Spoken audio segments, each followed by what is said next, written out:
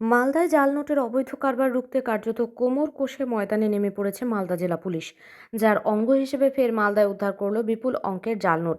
8 লক্ষ টাকার জাল নোট সহ এক পাচারকারী ধরা পড়ল মালদার বৈষ্ণবনগর থানার পুলিশের জালে। পুলিশ সূত্রে জানা গেছে, ধৃত জাল নোট পাচারকারীর নাম আনারুল শেখ। তার বাড়ি বৈষ্ণবনগর থানার বাখরাবাদ এলাকায়।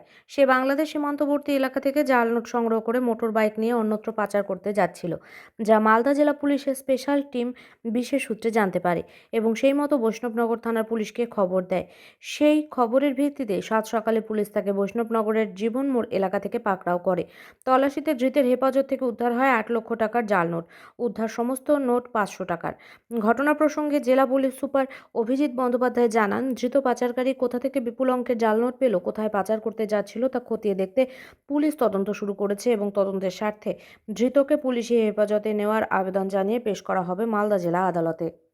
স্পেশাল টিম একটা ইনফরমেশনকে ওয়ার্কআউট করে, যে সোর্স ইনফরমেশন আমরা পেয়েছিলাম যে আনারুল শেখ বলে একজন ব্যক্তি বাখরাবাদে যার বাড়ি মঞ্জুটোলাতে, সে কিছু এফআইসিএন নিয়ে আসছে এবং সেটাকে সে সার্কুলেট করবে। আমরা তাকে ইন্টারসেপ্ট করি, তার কাছ থেকে প্রায় 8 লাখ টাকার 500 টাকার ডিনোমিনেশনের এফআইসিএন রিকভারি করি। তাকে আমরা অ্যারেস্ট করেছি। ফার্দার ইনভেস্টিগেশনের জন্য তাকে আমরা কোর্টে ফরওয়ার্ড করবো উইথ এ পিসি পেয়ার তার করা হচ্ছে। এই ব্যক্তি মোটরসাইকেলে করে এই এফআইসিএনটা নিয়ে যাচ্ছিল বর্ডার এরিয়া থেকে। এটা নিয়ে ওর যাওয়ার উদ্দেশ্য ছিল এটাকে সার্কুলেট করার জন্য। আমরা ওর মোবাইলটাও ভেরিফাই করেছি, সেটাও আমরা চেক করছি। প্রাইমারিলি আমরা জানতে পেরেছি যে এর সাথে কিছু বর্ডারের ওপারে বাংলাদেশি কিছু ব্যক্তির যোগাযোগ আছে। সেটা প্রাইমারি ইনভেস্টিগেশনে ইন্টারোগেশনে এটা এস্টাবলিশ হয়েছে। ফার্দার ইনভেস্টিগেশন আমরা পিসিপি পিরিয়ডে করবো এবং ফার্দার ইনভেস্টিগেশনে যেটা পাওয়া যাবে, যে সমস্ত লিডগুলো আমরা পাবো, সেগুলো আমরা ভেরিফাই করবো। স্যার, গত এক মাসে মোটামুটি কত টাকা এফআইসিএন মোর দেন 40 lakhs এফআইসিএন আমরা রিকভারি করেছি। আমরা এই এফআইসিএনের কনটেক্সটে প্রায় 6 জন অ্যাকিউজডকে অ্যারেস্ট করেছি। এদের কাছ থেকে আমরা যে লিডগুলো পেয়েছি সেগুলো আমরা ভেরিফাই করছি। আমাদের এখানে মেনলি যে নোটগুলো এসছে আমরা দেখছি সেটা 9K সিরিজের, 9RK সিরিজের।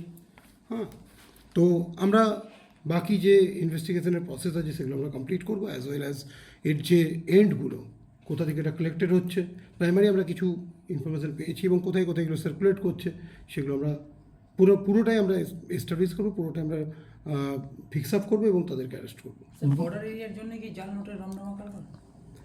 একটা তো বর্ডারের, আমরা প্রাইমারি ইনভেস্টিগেশনে যেটা জানা গেছে, বর্ডারের তো একটা অ্যাডভান্টেজ নিচ্ছে এবং ম্যাক্সিমাম ক্ষেত্রে এই নোটগুলো বর্ডারের উপর থেকে এদিকে স্মাগলড হচ্ছে। সামনে তো বাংলাদেশের ভোট আছে ফেব্রুয়ারি মাসে, ওই টাকাগুলো কি ওই কাজে ব্যবহার করবে? এইসব ব্যাপারে আমি বলতে পারবো না, এইসব ব্যাপারে কমেন্ট করা আমার পক্ষে সম্ভব নয়। আমি যেটা আছে ইনভেস্টিগেশন প্রসেসে যেটা পাচ্ছি সেটাই আপনার সঙ্গে আমি বলতে পারবো। কোনো অ্যাজামশন বা প্রিজামশন নিয়ে আমি কোনো কথা বলতে পারবো। টাকাগুলো কীভাবে আসছে?